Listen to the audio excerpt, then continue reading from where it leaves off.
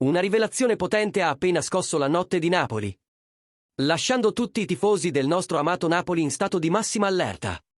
Siamo tornati con un altro aggiornamento bollente, uno di quelli che nessuno vuole perdere, portando informazioni fresche direttamente dai bastidores azzurri.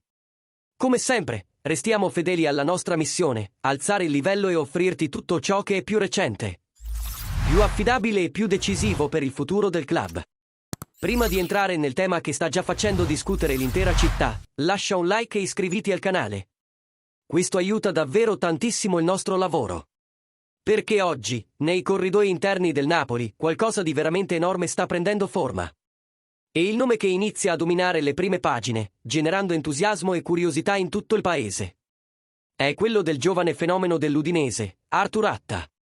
Un talento esploso quasi in silenzio, ma che ora si impone come una delle rivelazioni più intriganti della Serie A, forte fisicamente, intelligente tatticamente, disciplinato, con un margine di crescita enorme e una personalità impressionante in campo.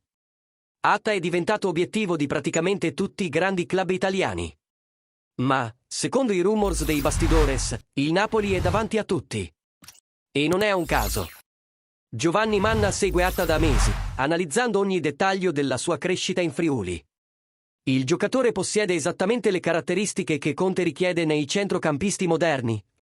Fisicità dominante, intensità nei duelli, capacità di muoversi tra le linee e una lettura di gioco sorprendentemente avanzata per la sua età. A tutto ciò si aggiunge lo storico e ottimo rapporto tra De Laurentiis e la famiglia Pozzo, che mette il Napoli in una posizione privilegiata qualora l'Udinese decidesse di aprire alla cessione. Durante la cerimonia del Golden Boy, a Torino, il direttore dell'Udinese, ed ex centrocampista del Napoli, Gökhan Inler, ha parlato del ragazzo, e le sue parole hanno aumentato ancora di più l'ipe.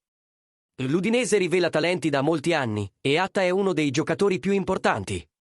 È un professionista di altissimo livello, molto dedicato. Deve migliorare, certo, ma vive per il calcio.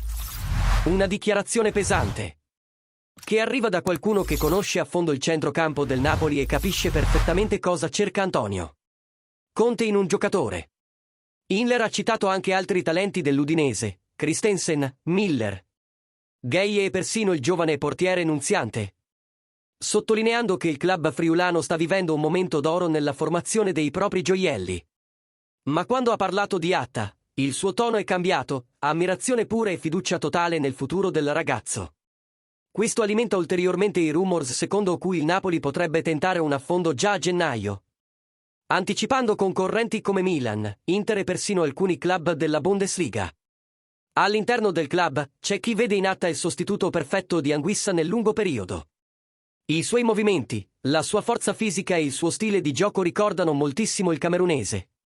E Conte sarebbe molto interessato all'idea di modellare il giovane all'interno del suo sistema tattico rigoroso.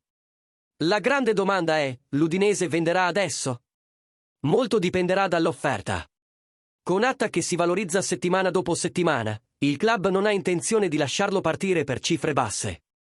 Ma con il Napoli che sta accelerando i contatti e mantenendo un filo diretto con i Pozzo, la trattativa potrebbe avanzare rapidamente se il club decidesse di muoversi prima della concorrenza. Ora voglio sentire te, tifoso del Napoli. Atta sarebbe il rinforzo ideale per il centrocampo? Vale la pena anticipare la concorrenza e chiudere già a gennaio?